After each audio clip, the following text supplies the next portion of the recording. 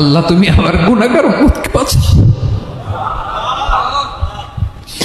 এই দুনিয়ার বুকে রব্বুল আলামিন সব নবীকে একটা করে দাওয়া মুস্তাজাবা দিয়েছেন, মানে যে দোয়া করলে কবুল হয়ে যায় সাথে সাথেই।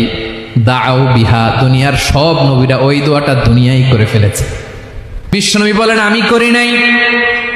ওয়া ইন্নী আখতাবিউ দাওয়াতি শাফাআতান লি উম্মতি ইয়াউমাল কিয়ামাহ, আমার ওই স্পেশাল দোয়াটা আমি দুনিয়ার বুকে কঠিন বিপদে পড়েও কোনোদিন করি নাই। আমি আমার স্পেশাল দোয়াটা কিয়ামতের দিন আমার গুনাহগার উম্মতকে সুপারিশের জন্য রেখে দিয়েছি।